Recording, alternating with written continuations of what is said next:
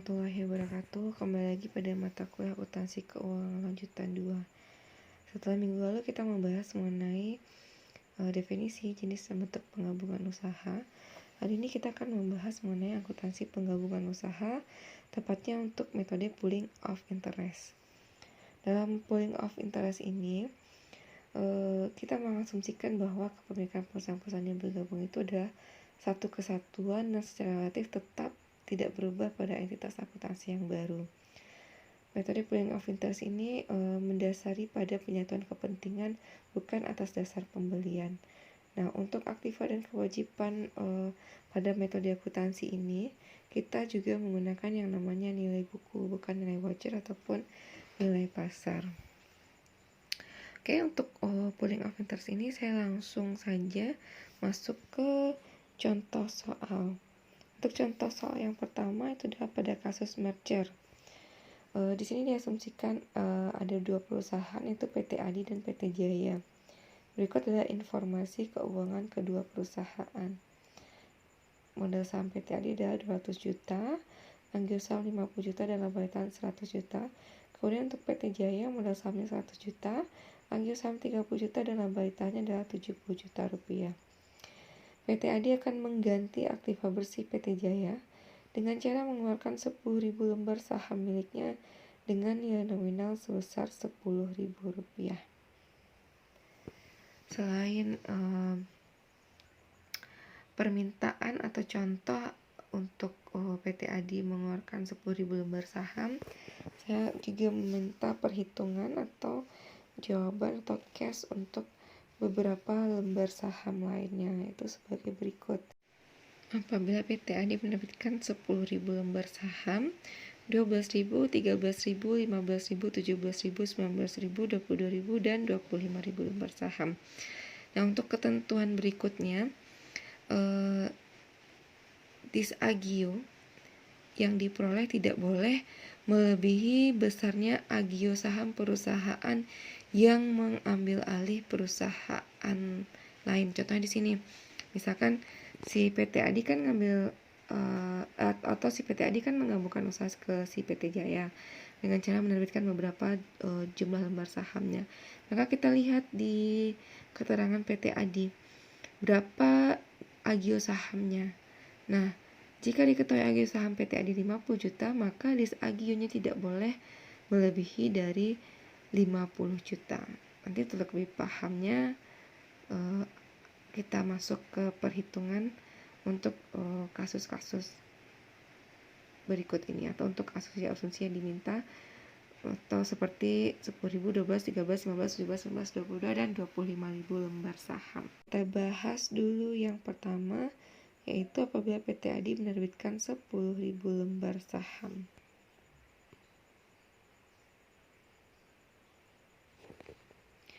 Untuk perhitungannya, di sini karena kita mengambil alih PT Jaya, berarti kita tampilkanlah jumlah modal saham PT Jaya. Jumlah modal saham PT Jaya ini adalah 130 juta, terdiri dari modal saham 100 juta dan agio saham 30 juta rupiah. Untuk case yang pertama, diasumsikan bahwa PT Adi mengeluarkan 10.000 lembar sahamnya untuk mengambil alih PT Jaya. Berarti jumlah modal saham yang dikeluarkan oleh PT Adi adalah 10.000 lembar dikali 10.000 rupiah adalah 100 juta rupiah. Kemudian agio sahamnya bernilai 30 juta itu diperoleh dari selisih modal saham PT Jaya dikurangi dengan jumlah lembar saham yang diterbitkan oleh PT Adi. Maka diperoleh agio saham sebesar 30 juta rupiah. Selanjutnya kita hitung laba ditahan. Untuk laba ditahan itu rumusnya adalah aktiva bersih dikurangi dengan modal saham ditambah agio saham. Aktiva bersih ini cara menghitungnya adalah total aktiva dikurang dengan kewajiban atau modal saham ditambah agio saham ditambah laba ditahan. Untuk PT Jaya aktiva bersihnya adalah 200 juta. Kemudian kita kurangi dengan 130 juta, maka diperoleh laba ditahannya sebesar 70 juta rupiah. Kemudian untuk perhitungan berikutnya itu adalah apabila PT Adi menerbitkan 15.000 lembar sahamnya. Untuk langkahnya sama dengan 10.000 lembar saham yang tadi, cuman nominalnya aja yang berbeda. Berarti di sini modal sahamnya yang dikeluarkan oleh PT Adi bernilai 150 juta rupiah dan diperoleh agio sahamnya sebesar minus 20 juta rupiah.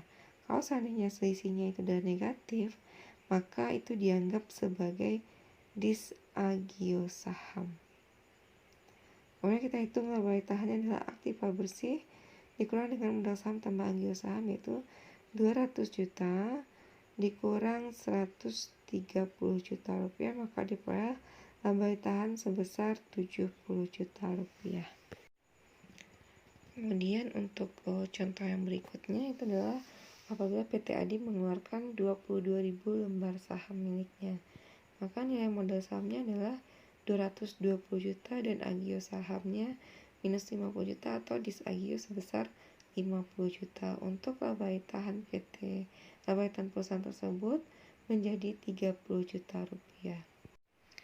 Atas perhitungan yang kita lakukan tadi, berikut adalah jurnal dari transaksi tersebut.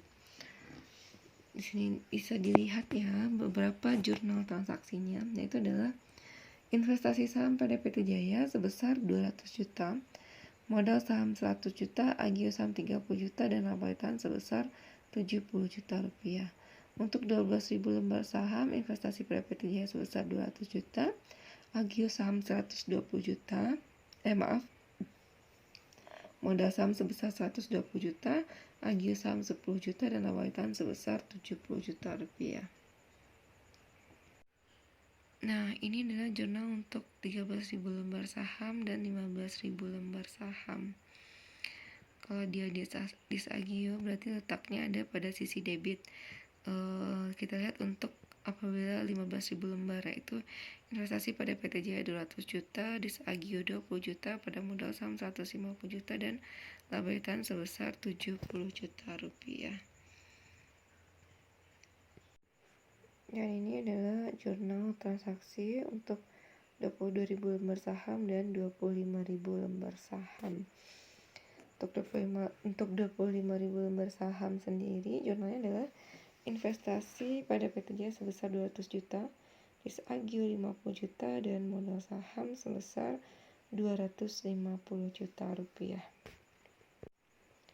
Selanjutnya kita lihat contoh kasus konsolidasi, dimana sini kita masih menggunakan soal yang sama dengan soal merger.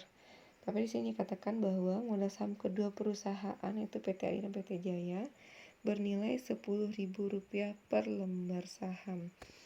Kita asumsikan yang pertama, apabila kedua perusahaan itu menerbitkan 30.000 lembar saham, 35.000 lembar saham, 38.000, dan 42.000 lembar saham. Ketentuan untuk soalnya adalah yang pertama, tidak boleh adanya disagio. Kemudian apabila melebihi, maka akan mengurangi nilai laba ditahan. Maksudnya di sini adalah jika muncul disagio, maka kita akan mengurangi saldo labanya. Nanti akan lebih paham ketika kita membahas bagaimana perhitungan untuk kasus ini. Kita lihat yang pertama. Modal saham masing-masing yaitu PT Adi dan PT Jaya adalah 250 juta dan 130 juta. Diketahui total modal saham keduanya adalah 380 juta rupiah. Kita asumsikan apabila kedua perusahaan menerbitkan 30.000 lembar saham. Angkanya sama ya seperti pooling untuk kasus merger tadi. Kemudian dikatakan bahwa mereka menerbitkan 30.000 lembar saham. Artinya di sini untuk kita menghitung berapa nilai 30.000 lembar saham itu berarti 30.000 lembar dikali 10.000 rupiah, maka diketahui modal sahamnya sebesar 300 juta rupiah. Berarti agio sahamnya adalah 80 juta yang kita peroleh dari selisih aktiva bersih yang kita peroleh dari selisih modal saham dikurangi dengan jumlah lembar saham. Maka perolehan agio saham sebesar 80 juta. Kemudian untuk laba ditahannya bernilai 170 juta rupiah diperoleh dari total aktiva bersih kedua perusahaan yaitu PT ADI dan PT Jaya dikurangi dengan modal saham ditambah dengan agio saham. Kita lihat untuk case yang berikutnya yaitu apabila kedua perusahaan menerbitkan 38.000 lembar saham. Berarti di sini 38.000 dikali 10.000 adalah 380 juta. Karena modal saham keduanya sama dengan jumlah modal saham atau lembar saham yang diterbitkan, maka tidak ada agio saham karena tidak ada selisih di antara keduanya. Berarti untuk menghitung laba ditahannya adalah 550 juta dikurang 380 juta adalah 170 juta rupiah. Kemudian kita lihat untuk cash 42.000 lembar saham. Nah, modal sahamnya adalah 42.000 dikali 10.000 adalah 420 juta. Sementara jumlah modal saham kedua perusahaan adalah 380 juta. Berarti untuk kalau kita hitung selisihnya terdapat minus atau disagio. Karena ketentuannya tidak boleh ada disagio, berarti agio sahamnya kita nolkan. Langsung kita anggap itu sebagai pengurang laba ditahan. Berarti laba ditahannya adalah 550 juta dikurang 420 juta, maka kita peroleh laba ditahan sebesar 130 juta rupiah. Nah, ini adalah jurnal transaksi atas perhitungan sudah kita lakukan tadi. Jurnal adalah investasi pada PT A dan J senilai 550 juta, pada modal saham 380 juta dan laba ditahan sebesar 170 juta rupiah. Kemudian untuk 42.000 lembar, jurnalnya adalah investasi pada PT A dan J sebesar 550 juta, modal saham 420 juta dan laba ditahan sebesar 130 juta. Contoh berikutnya adalah penggabungan usaha pada perusahaan yang sudah punya investasi sebelumnya. Artinya dahulunya ilustrasinya gini deh. Misalkan saya contohkan tadi ada PT ADI dan PT Jaya. Dulu sebelum bergabung, PT ADI pernah melakukan investasi kepada PT Jaya. Nah, di kemudian hari, ternyata kedua perusahaan itu sepakat untuk melakukan penggabungan usaha. Makanya case yang berikutnya adalah penggabungan usaha pada perusahaan yang sudah punya investasi sebelumnya.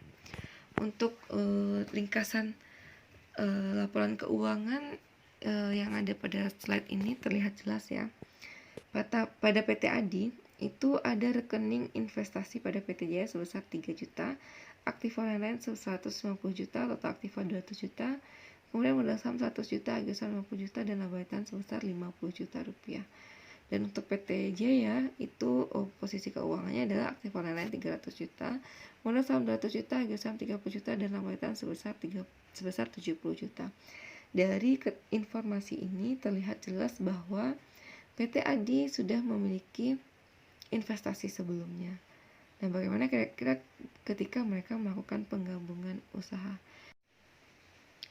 Ada dua kasus yang akan saya contohkan di sini. Untuk kasus pertama, itu apabila PT ADI ingin menggabungkan perusahaannya dengan PT Jaya dengan cara mengeluarkan 22.000 lembar saham miliknya. Untuk perhitungannya sama seperti tadi. Untuk jurnalnya itu adalah investasi pada PT Jaya sebesar 297 juta, modal saham 220 juta, agio saham 7 juta, dan laba ditahan sebesar 70 juta.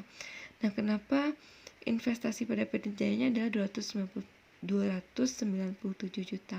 Kenapa bukan 300 juta? Tentu padahal di informasi sebelumnya atau di posisi keuangan terlihat bahwa nilai aktiva posisi keuangan untuk PT Jaya itu adalah 300 juta. Kenapa ketika kita PT ADI akan menggabungkan usaha ke PT Jaya itu hanya bernilai 297 juta? Jawabannya seperti ini. Untuk posisi keuangan atau informasi keuangan yang ditampilkan PT Jaya yang berjumlah 300 juta, Di dalamnya itu ada kepemilikan PT Adi sebesar 3 juta rupiah. Jadi yang ketika dilakukan penggabungan usaha itu yang ditampilkan adalah real benar-benar milik si PT Jaya. Karena nilai 300 juta tadi ada punyanya si PT Adi 3 juta, maka kita keluarkanlah nilai 3 juta tersebut dan diperolehlah investasinya sebesar 297 juta rupiah. Pada kasus pertama tadi, PT Adi ingin bergabung ke PT Jaya. Untuk kasus yang kedua, itu adalah PT Jaya ingin bergabung kepada PT Adi dengan cara mengeluarkan 13.000 lembar saham miliknya.